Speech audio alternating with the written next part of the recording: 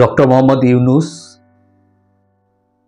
মিজানুর রহমান আজহারি, পিনাকি ভট্টাচার্য, ইলিয়াস হোসাইন, এরকম আরো অনেকে আছে যারা হচ্ছে দেশের সম্পদ বা এই দেশের সমস্ত মানুষ তাদেরকে ভালোবাসতো বা ভালোবাসে।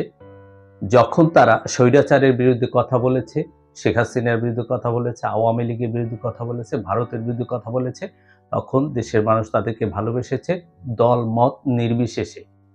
কিন্তু এখন যেহেতু তারা তাদের কথাবার্তায় ফুটে উঠেছে, বেরিয়ে এসেছে, তারা নির্দিষ্ট কোনো দলের এজেন্ট হিসেবে কথা বলতেছে বা নির্দিষ্ট কোনো মানুষের পক্ষপাতিত্ব করে কথা বলতেছে, তখন তাদের জনপ্রিয়তা নিয়ে প্রশ্ন দেখা দিয়েছে। কারো কারো 2 মিলিয়ন 3 মিলিয়ন ভিউয়ার্স কিংবা সাবস্ক্রাইবার্স আছে, এগুলো কোনো নির্দিষ্ট দলের নয়, এগুলো সব দল মিলিয়ে, সব দলের মানুষ, আপামর জনসাধারণ সবাই তাদেরকে সাবস্ক্রাইব করেছে। কিন্তু যখন তারা নিরপেক্ষতা হারিয়ে ফেলেছে, তখন তাদের আসল রূপ বা আসল চেহারা নিয়ে অনেকেই কথা বলতেছে, বেরিয়ে এসেছে। তদ্রূপ ডক্টর পিনাকি ভট্টাচার্য সম্পর্কে একজন বিশেষজ্ঞ তিনি বলেছেন, পিনাকি একজন অসৎ, তিনি দুর্নীতিবাজ, তিনি 279 জন লোককে হত্যা করেছেন, তার বিচার হওয়া উচিত, আরো অনেক কিছু বলেছেন। তা আসুন আমরা শুনি তার এই কথাগুলো।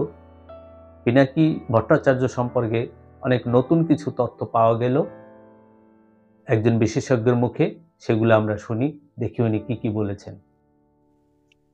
আপনি দেখেন যে বাইরে থেকে বেশ কয়েকজনই আপনার সোশ্যাল মিডিয়া ইনফ্লুয়েন্সার হিসাবে আছেন, তাদের ব্যাপক জনপ্রিয়তা আছে, বেশ কয়েকজনের ব্যাপক জনপ্রিয়তা আছে দেশের মধ্যেও এবং বিদেশে যারা প্রবাসী আছেন তাদের। কিন্তু এদের দুই একজনের উদ্দেশ্য সম্বন্ধে আমার কিছু কিছু সন্দেহ আছে। যেমন ধরেন পিনাকি ভট্টাচার্য, ওনার অনেক ফলোয়ার, উনি প্রায়শই প্রতিদিনই নানাবিধ দেন, আপনার ভিডিও বার্তা বা এপিসোড করেন।